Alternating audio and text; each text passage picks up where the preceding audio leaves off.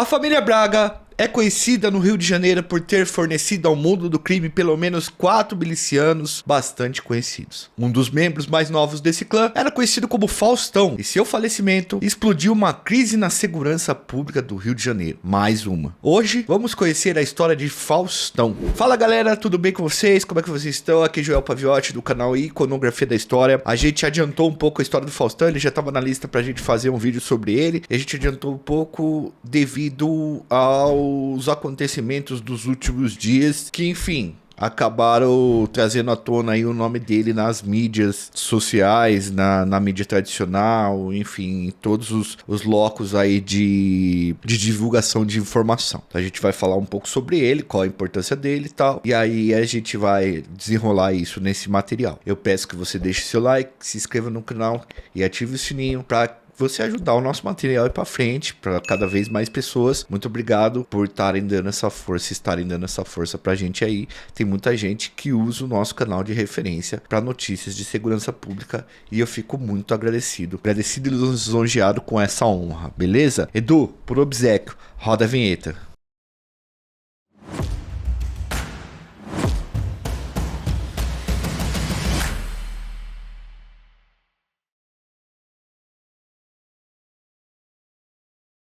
Fala galera, nós já fizemos um vídeo aqui tentando explicar a confusão que virou o Rio de Janeiro nos últimos dias, né? Mas eu gostaria, né, no começo desse vídeo, de corrigir duas informações precipitadas, na verdade erradas, que a gente passou naquele vídeo. Uma delas foi a confusão da minha parte, tá? Isso eu assumo o erro da minha parte, devido ao cansaço. E outro foi algo que passou despercebido e a gente esqueceu de revisar e avisar o editor o que era pra fazer. Seguinte, pessoal, no outro vídeo, o vídeo lá sobre a treta que aconteceu no Rio de Janeiro, vou deixar no card pra vocês assistirem isso. Até indico que vocês assistam aí depois que terminar esse vídeo, ou parem aqui, vá lá e depois volte aqui pra conseguir compreender melhor toda a estrutura do processo. É o seguinte, no outro vídeo eu falei que IA1 ficava na zona oeste, e não fica, ela está na zona norte. Eu confundi o nome com Itaiangá. No dia que eu fiz esse vídeo, eu já tinha trabalhado 15 horas. Eu participei de 2 podcasts, quem já foi podcast sabe que o cansaço intelectual mental é muito grande, você tem que responder muita coisa, e eu estava realmente muito cansado. Itaiangá não é um nome muito comum, eu acabei confundindo porque eu já fiz vídeo em que eu falei de IA1. Então vai o primeiro pedido de desculpas e erro que a gente cometeu. O segundo erro, pessoal, foi o mapa da Zona Oeste. O mapa publicado destacava a Zona Oeste em amarelo e azul e ela parecia maior. Eu achei que era suficiente para que as pessoas pudessem entender,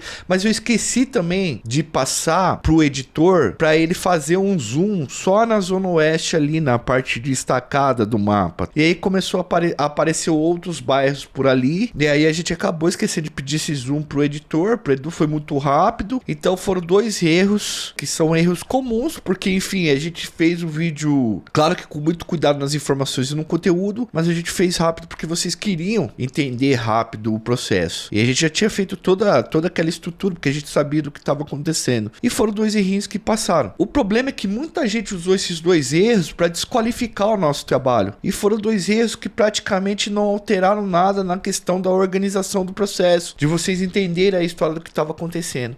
Então fica aqui as 2 correções. Nós não dormimos aquele dia, tá? Pra fazer o vídeo pra vocês. Eu trabalhei aquele dia 19 horas. O vídeo sequer foi monetizado, então foi um vídeo pra vocês mesmos, pra tentar informar vocês sobre o que estava acontecendo. Deixamos até a correção nos comentários fixados e agradecemos quem corrigiu a gente e fez uma crítica construtiva. Quem usou disso pra desqualificar o nosso trabalho, não ajuda em nada aqui. Só quer mesmo encher o saco da vida do produtor de conteúdo, que já é muito complicado, inclusive. A ideia, pessoal, era trazer pra vocês o assunto quente. E esses pequenos errinhos de questões geográficas e de edição de mapa não afetou o conteúdo, como eu já disse. Mas nós nos desculpamos aqui com vocês e seguimos em frente, agora com mais cuidado. Mas não se iludam, os erros vão acontecer, pessoal. Nós somos uma equipe pequena pequena, de 4 e às vezes 5 pessoas. Trabalhamos muito, temos pouca estrutura e pouco dinheiro para pagar, por exemplo, revisores ou para fazer. Então tem empresas que tem 50 pessoas trabalhando na produção e mesmo assim passam coisas erradas em algum momento, em determinado momento. Isso acontece. Nós somos humanos, então nós pedimos desculpas para vocês. Bom, dito isso, pessoal, vamos lá para explicar para vocês detalhadamente quem é o tal de Faustão que causou todo esse rebuliço no Rio de Janeiro. O nome do cara é Matheus Silva Rezende, conhecido também como Faustão o Teteu. Ele é sobrinho do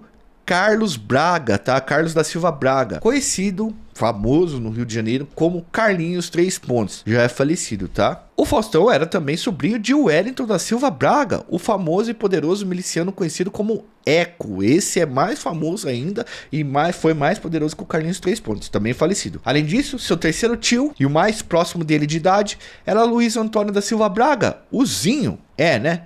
Luiz Antônio da Silva Braga, o Zinho. Família da pesada mesmo. A família Braga é bastante conhecida lá por mexer, né? Os irmãos ali, eles organizaram milícias no Rio de Janeiro. Algumas milícias eles pegaram e acabaram, sei lá, aumentando o poder delas. Então, a família Silva Braga. O Matheus não tem Braga no nome, ele tem Silva, né? Os caras são tios dele. O que nós sabemos, de acordo com as referências, que vai ficar nos primeiros comentários, tá? Novamente, não é achismo, a gente sempre usa as referências aqui e vai ficar aí pra vocês confirmarem, tá? Faustão foi criado pela avó, o que nós sabemos das nossas referências, tá? Faustão foi criado pela avó, mãe do Carlinhos 3 Pontos, né? E pelo Carlinhos 3 Pontes. O Carlinhos 3 Pontes tinha no sobrinho uma espécie de filho, tá? E o Faustão tinha esse sentimento recíproco de filho para pai. Carlinhos 3 Pontes, pessoal, foi um homem que tomou conta da Liga da Justiça, um grupo miliciano mais famoso do Rio de Janeiro, e o transformou num grupo conhecido como a Firma. Obviamente, a gente já tem um vídeo aqui falando sobre a história da Liga da Justiça, e a gente já tem um vídeo aqui também falando sobre a história, essa bagunça que tá no Rio de Janeiro, que a gente explica um pouco melhor como que o Carlinhos 3 Pontes entra na Liga da Justiça e ele muda o nome, altera completamente. Aí vocês podem assistir lá. Faustão, pessoal, viu seu tio querido perder a vida, não, Carlinhos 3 Pontes, durante uma operação da Polícia Civil na favela 3 Pontes. Quem tomou o lugar dele foi o tio mais novo que o Carlinhos, o Eco. E Faustão começa a dar os primeiros passos para entender o funcionamento da milícia com o tio Eco, aprendendo coisas principalmente com o Zinho, irmão mais novo do Eco, que fazia parte, era ali um dos braços direitos do Eco. É muito interessante essa fala nesse sentido, porque o Eco, ele foi um cara que transcendeu o lance da milícia. Ele foi um cara que conseguiu ampliar o poder das milícias com o bonde do Eco, e aí o Faustão, lógico, que aprendeu algumas coisas com ele. Zinho e Faustão, pessoal, eram muito unidos. Eles não tinham tanta diferença de idade assim. E eram unha e carne. Até porque acabaram sendo criados juntos, apesar de Zinho ter pelo menos uma década de diferença do sobrinho. Em 2021, o Eco perdeu a vida em uma operação também da Polícia Civil, também em 3 Pontes. Só falando um pouco da relação do Zinho com o Faustão, acho que muita gente aqui é o caso de ter um tio que não tem tanta diferença de idade, ao invés de você chamar de tio, você acaba tendo uma relação mais de primo, né? Mais próxima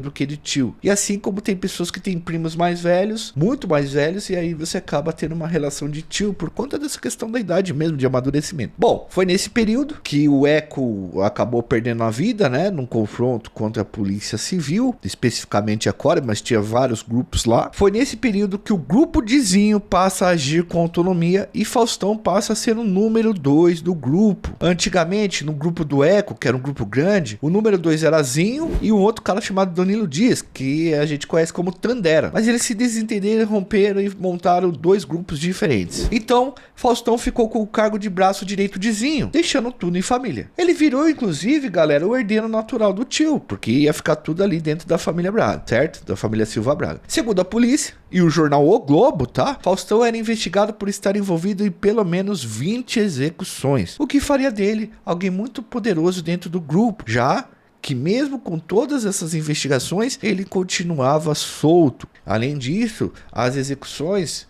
atribuídas a ele cara de pessoas, inclusive importantes no meio dos fora da lei, atribuía que ele era uma espécie de chefe, inclusive, dos executores, dos quebras, né? Que precisava da permissão dele para tirar vidas de pessoas. Também consta nas nossas referências que o Faustão era um elo entre o seu grupo e grupos que trabalham com substâncias ilegais. Ele seria o contato entre o grupo dele e o Felipe Mota Pereira, conhecido como Lesk. Então o Faustão seria uma ligação entre o grupo do Zinho e o tal de Lesk. O Lesk, pessoal, seria o responsável por ter tirado a vida dos 3 médicos que estavam em um congresso de medicina no dia 5 de outubro de 2023. E aí, é isso, né? Quando os médicos foram, infelizmente, ali executados, o governo civil, a sociedade se mobilizou, né? Teve uma comoção geral. E aí, cara, o governo foi obrigado a dar respostas. E aí procuraram quem tinha vinculação, quem tinha ligação, e os caras começaram a meter o louco aí. Por isso, galera, a polícia teria ido em cima do grupo do Zinho, porque o Faustão tinha essa ligação, era a ligação com o Lesk, que era o cara que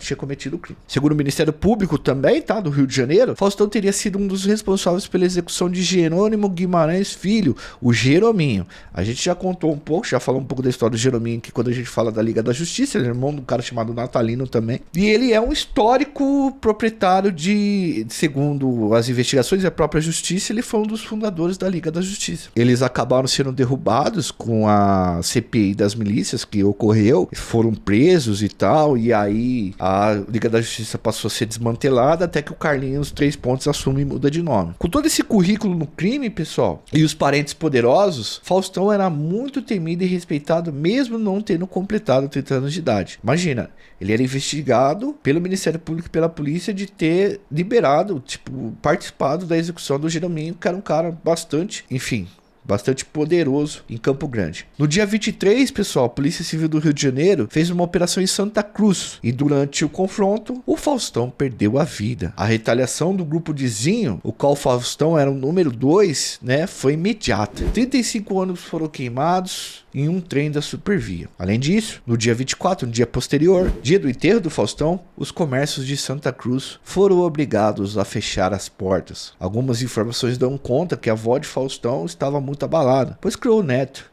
a maior parte da vida dele. Teve grupos rivais que inclusive comemoraram o fim de Faustão soltando fogos de artifício por considerar que o cara era um membro importante e uma perda dessa ajuda propriamente os outros grupos. O fato é que o fim de Faustão acendeu o alerta em Zinho. O governador Cláudio Castro prometeu que vai prendê-lo. Qualquer atualização aqui, nós vamos avisando vocês. Mas de fato, para vocês conseguirem entender todo esse processo, vocês precisam entender qual era o lugar do Faustão no grupo ali que comanda uma parte da Zona Oeste do Rio de Janeiro. Vamos indicar novamente para vocês que vocês sigam Cecília Oliveira e Rafael Soares, Vera Araújo, que são 3 nomes que cobrem essa questão de segurança pública do Rio de Janeiro.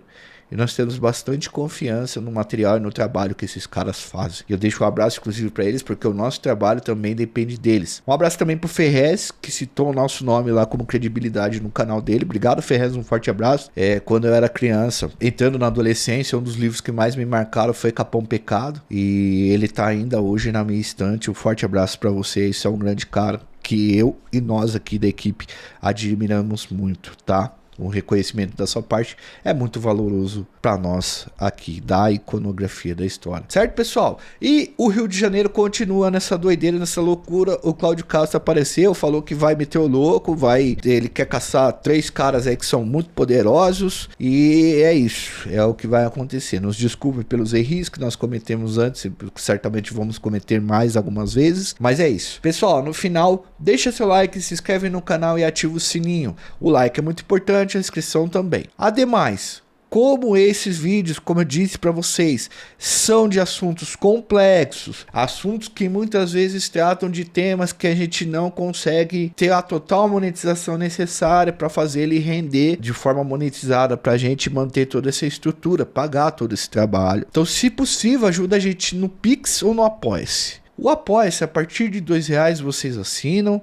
e vocês têm conteúdos exclusivos. Toda semana a gente lança alguma coisa exclusiva para os nossos membros, para os nossos apoiadores. A gente tem um grupo de estudos que os caras têm acesso a gente no WhatsApp. Ele tá um pouquinho parado agora porque a gente tá planejando algumas coisas, mas toda semana a gente tá interagindo lá, conversando, deixando notícias, explicando situações pros caras, e eles nos ajudam muito. E uma vez por mês a gente faz uma live junto para trocar ideia, tá? E esse pessoal do grupo participa com a gente, é uma coisa bem legal. A gente tá construindo bastante conhecimento. Ademais, ajuda no Pix aí também. Tamo junto. Falou, fui, valeu. Qualquer atualização, eu chamo vocês de novo aqui.